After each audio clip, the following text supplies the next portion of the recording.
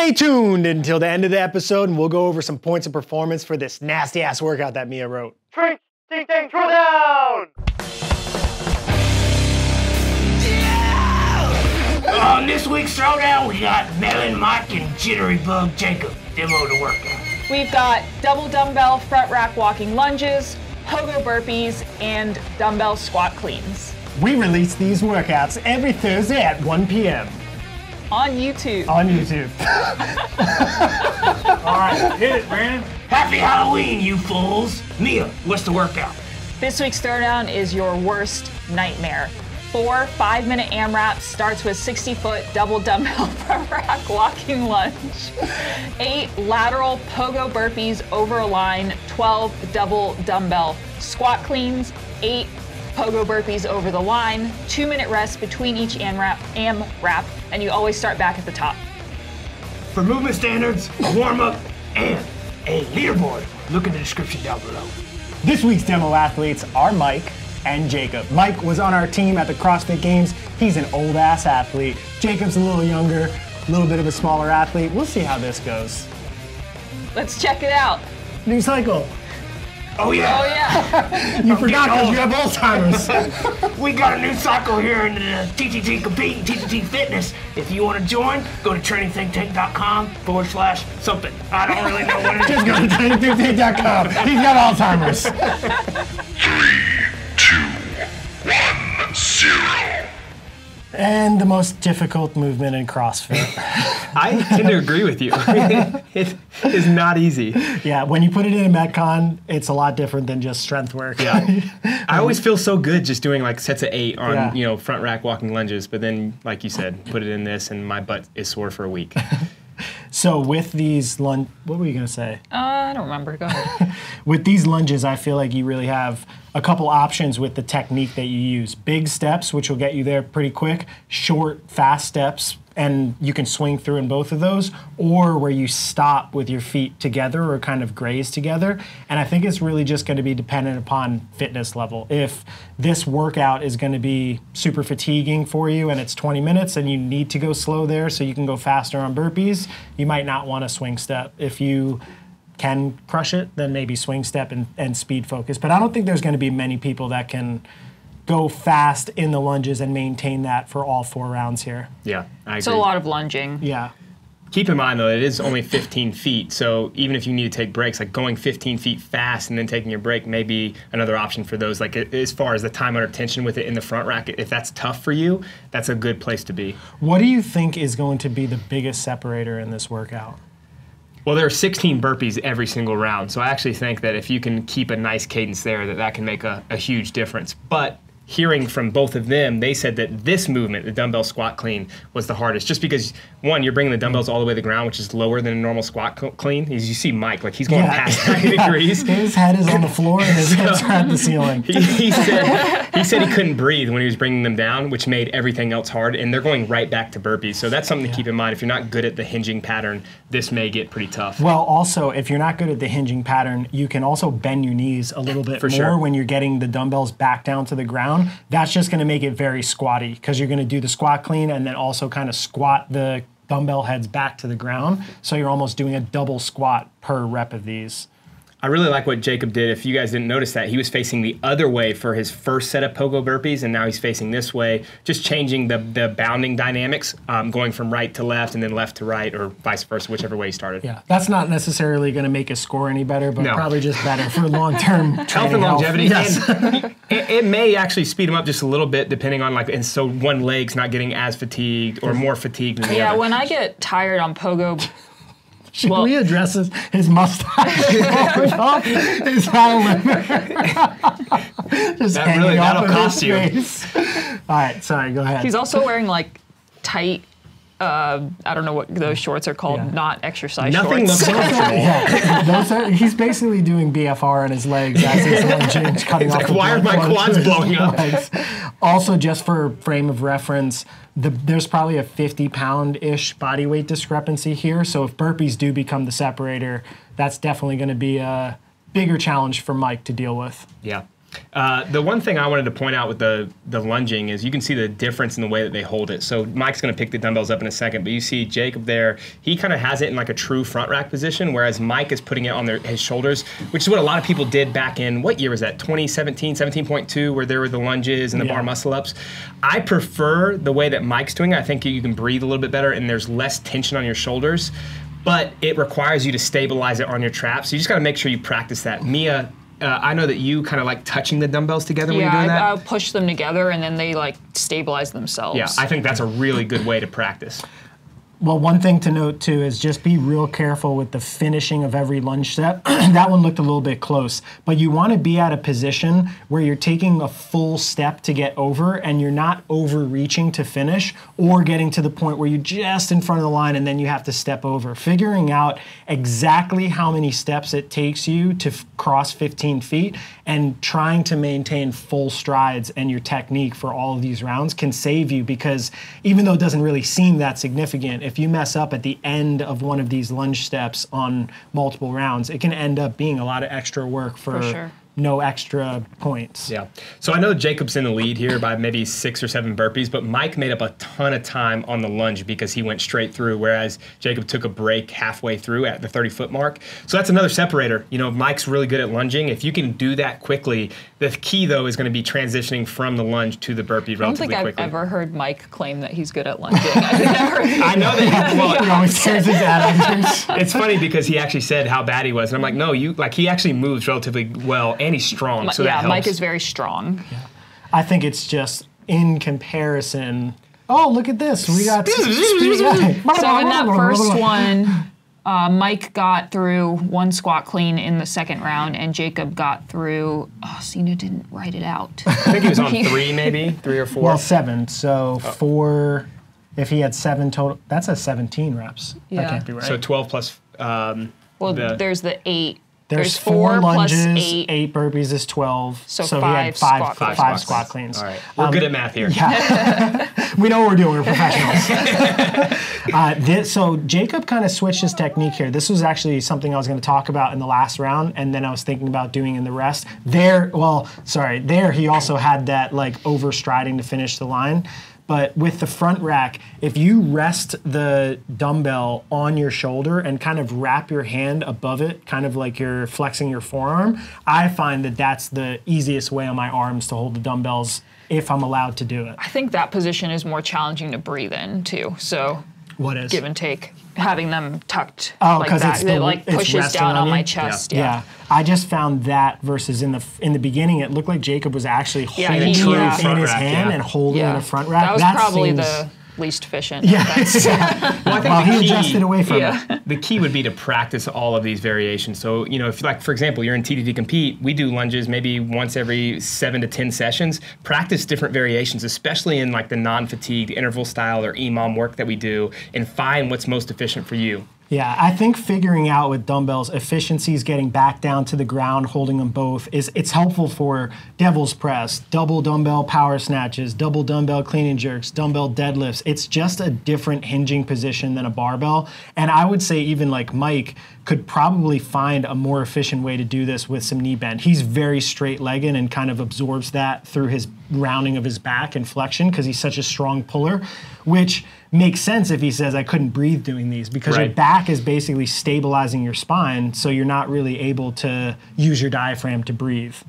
So little technical things like that can definitely pay off in these types of gross Metcons. Did you write this? Grossy? Yeah, this is definitely I hope that Mike level. gets back to this. That angle was really good when they were both going to see the speed difference. Jake was more just kind of like slow and steady. Obviously, he's ahead, so that's helping him right now. Maybe the burpees are helping him, but Mike's like really fast at the bottom still.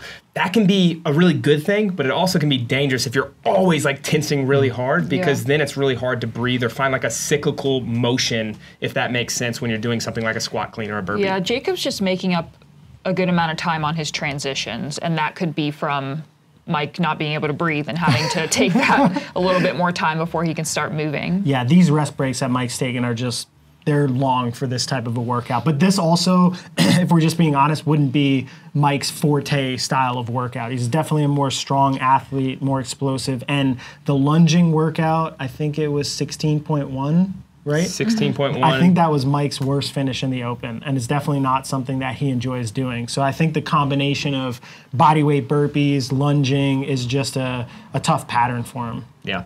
He would have loved last week's workout with the squat cleans and the handstand push-ups. Yes. So Jacob's still doing the on your shoulders with the grip. Max obviously said that he likes that. One thing you need to practice if you're going to do that is being able to get your hands all the way around without like actually flexing your forearm. Yeah. Because I found that some people say my grip blows up if it's comboed with a barbell or any kind of gymnastics movement. So just make sure you practice that. Yeah, and this is paired with, I mean, I think those double dumbbells are definitely grip intensive, but the burpees I think maybe are enough work in between for it not to be a grip limited workout. Yeah, neither one of them said anything about grip. I think this is going to be a soul limited workout. Yeah, for sure. You get into it and you're like, oh man, everything about my being is challenged right now.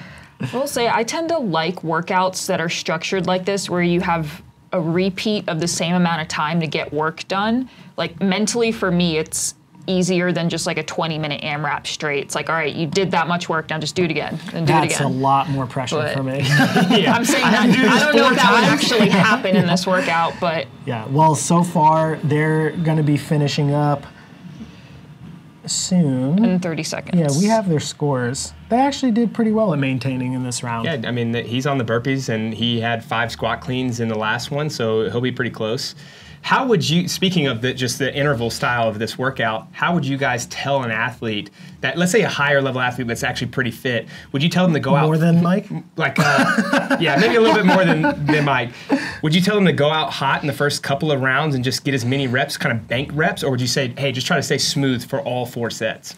I vote smooth on something like this. Yeah, I think I'd go smooth, because if I redline on this type of a workout, I think it would be, I'd barely be moving by the end. You would get the lunge. Yeah, which might be what we're about to watch. You always have to start with the lunge, which I think is probably the most challenging part of this workout, because you get to the end of the round, or they start round 2, so they get the lunge in, and then they're going pretty quickly back into another lunge. Yeah. I wish I knew what they were yelling to each other.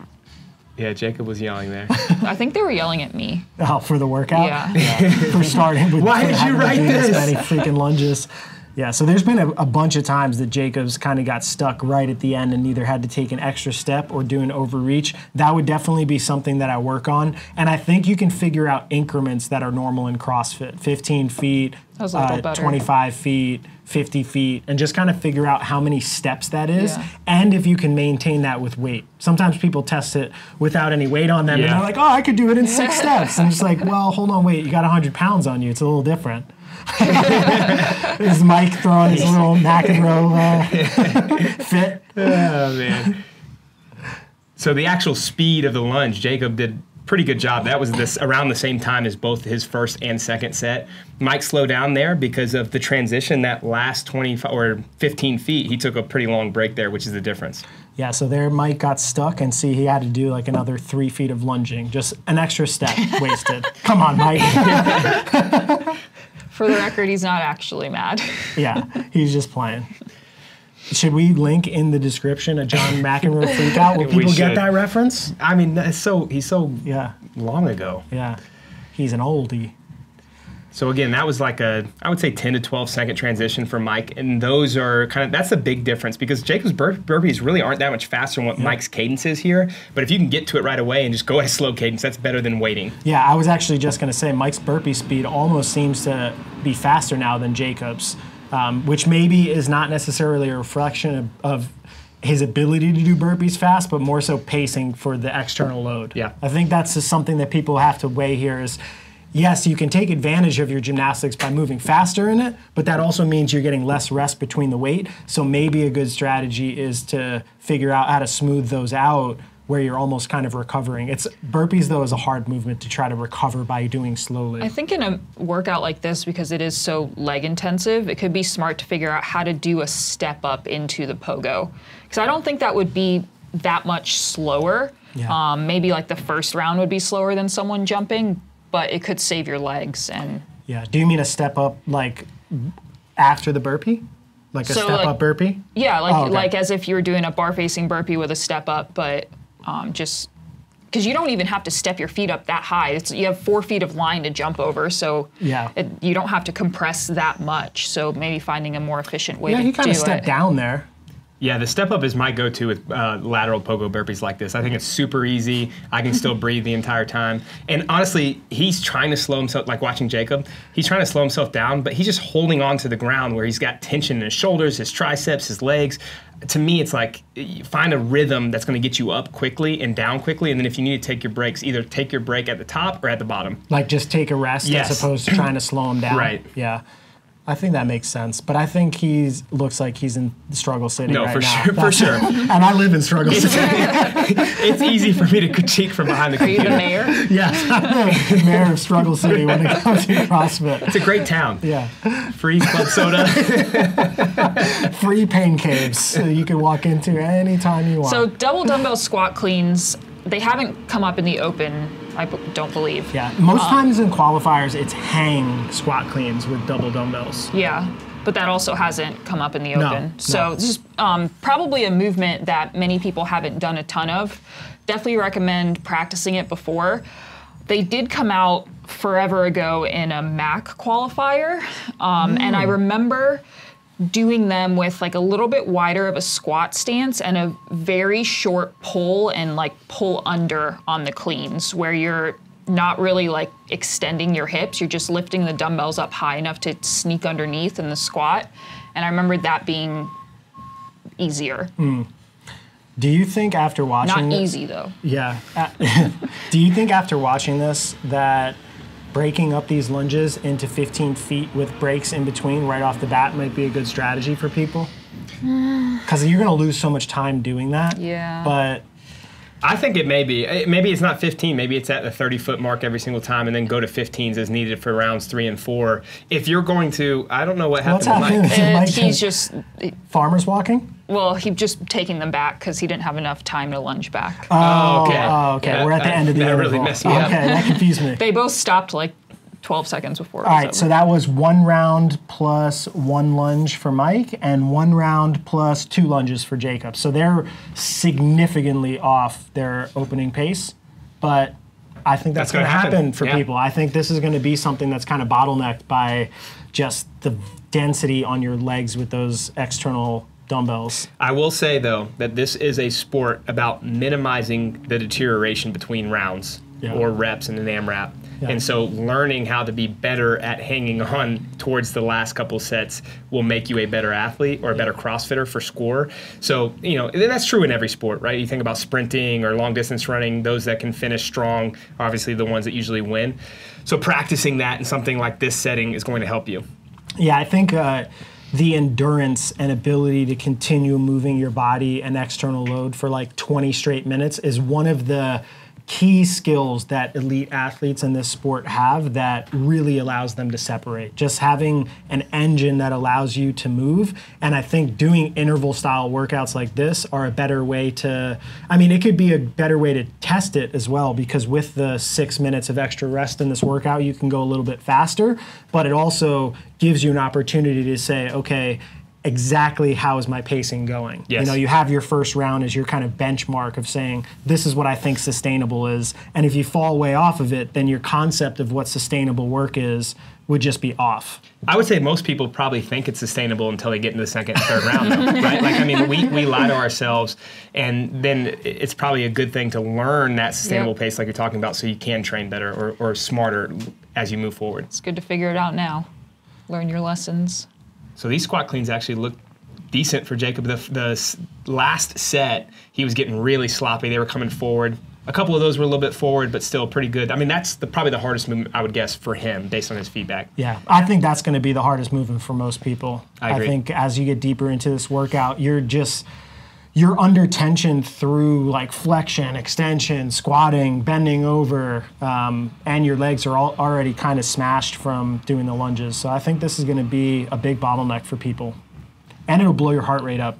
So Yeah, Yeah, and just to gross. mention going back into the burpees right after, so it's a tough combo There's for sure. not anywhere to hide in this Yeah, workout. this is definitely a tough throwdown. Come on, Mia. Yeah. It's Halloween. Happy Halloween! Yeah, we're gonna scare you. Exactly. We're gonna steal your soul. Oh, man. You should be dressed as a witch. They should have dressed like zombies or something. Why? Oh, because Because they're dead, yeah. Or dying. What time is this actual interval going to? So 5 to 7, 7 to 12, 12, 14, 14 to 19, 19 to 21, to 21 to 26. 26. Yeah, okay, So these rest breaks that Mike's taking, they look long when I'm standing here and criticizing it, but I don't know how long these actually are going to be. I don't know what an elite athlete would be able to maintain, or he is an elite athlete, but a competitive, in shape elite athlete that is this is a wheelhouse workout for. I don't know what kind of deterioration and rest we're just going to see in this type of movement.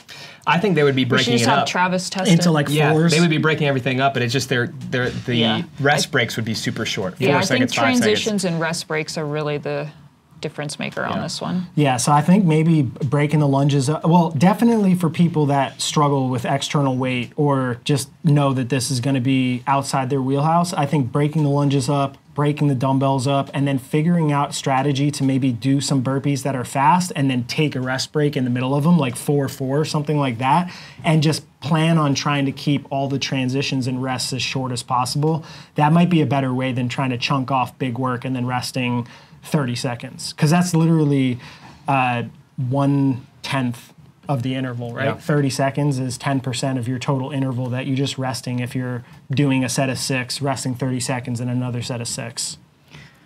And the thing is, too, eliminating some of the rest time doesn't mean you're eliminating the rest breaks. So you can break more often and still be faster as long as you're condensing the rest breaks. So that's kind of the way, that's why in the last interval before they stopped, I was saying it's okay to break the lunging if it means that you can go faster on, let's say, the burpees and the squat cleans, but you could even still break those. Maybe it is 4-4 on the burpees with really fast burpees, or just a smooth and fast burpee, take a 4-second break, smooth and fast burpees, go to the next movement. That's kind of the way that you see like high-level elite males and females do it. Something really interesting to note, there's Jacob's respiration cadence is way higher than Mike's. Mike almost seems like calm with his breathing, and Jacob's breathing really quick. I think in these types of workouts, having the ability to breathe fast and continuous for this period of time can be beneficial. Were we wrong on the time? No, we were right. it's like 26, 26, yeah. All right, and now some carnage. And they both said their legs are sore. All right, so let's go talk about strategies on the whiteboard. Happy Halloween! All right, party people.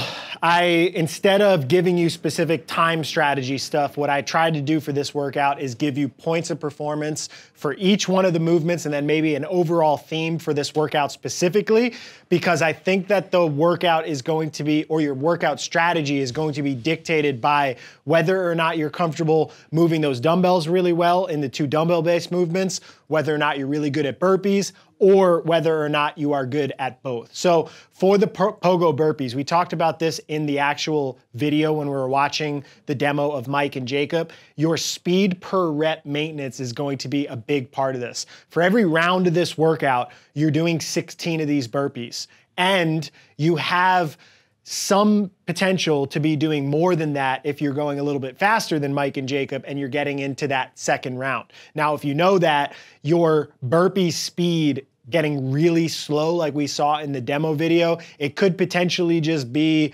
because this workout is really challenging. But if you can maintain your speed per rep and maybe just take some extra breaks in there instead of doing slow burpees with slow rest breaks, you're gonna be able to make a lot of time up on the demo. When we saw Jacob's burpees in that first 5-minute AMRAP versus what did they look like in the fourth 5-minute AMRAP, you can kind of see that maintaining your burpee speed in sets 2, 3, 4 are definitely going to be big separators. For the lunges, you have a couple of options. So you can do it at speed while taking breaks. And I'd recommend if you're gonna do that, that you're doing swing steps. What that essentially means is you're doing a lunge, and then when your back foot comes up off the ground, it's swinging all the way through to your next step and going right into the lunge. Now, that is a little bit harder to do. It's a little bit harder to maintain. So if you are going to do a slower but maybe continuous without breaking strategy, maybe you can do the stutter step, which is where you go into a lunge, you tap your foot right next to your other foot before you go into the next lunge. So it essentially breaks the lunge pattern up into like a 1.5 step where you're just stepping, touching your foot, getting balanced, and then going into the next rep. I think what that allows you to do is take a little bit less stress with the eccentric of that next step because you're slowing your momentum down. You're not going all the way from your foot behind you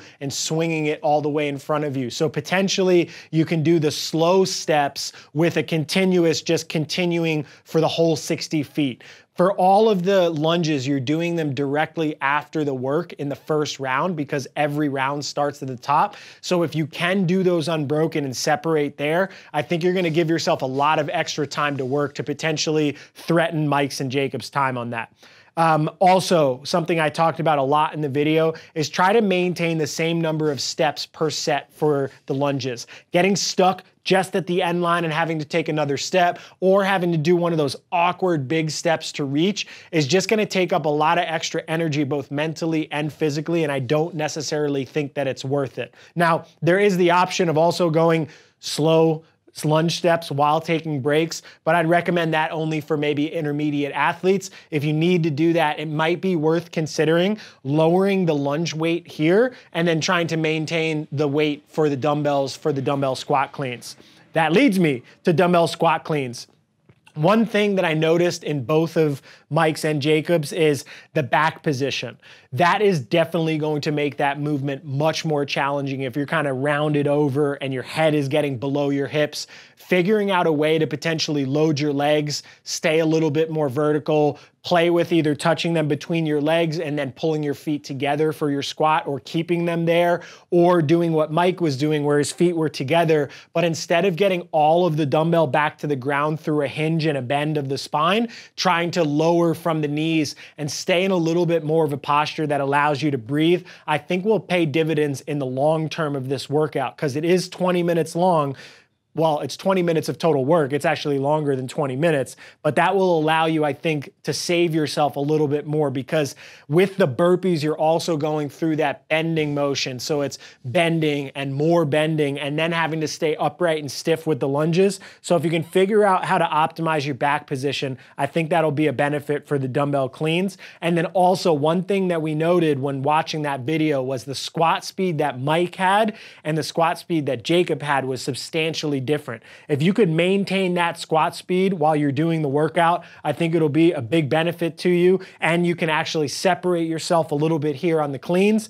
I do think for most people, you're gonna have to break those up. I'd say only really elite athletes are gonna be able to do those cleans unbroken. And if you do them unbroken, just be aware that it's going to probably jack your heart rate up pretty good. So you have to have a really good cardiorespiratory fitness system if you wanna push those unbroken and keep moving.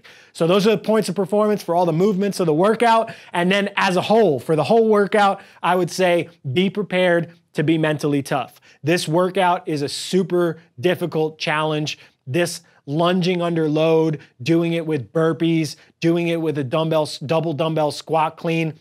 It's a lot of compound movements, moving your whole body weight, long distances, extra load. It's a 5-minute workout and then you have a rest break and then you're repeating that 4 times or 3 times you're repeating it for 4 total intervals. I feel like that can be one of those situations that really gets in your head and makes it really difficult to stay engaged and keep pushing. But as you go into it, try to put yourself in the mental headspace that it is going to be a tough workout, but you're tougher. Go out there, crush it, have a good throwdown. I'll see you next week.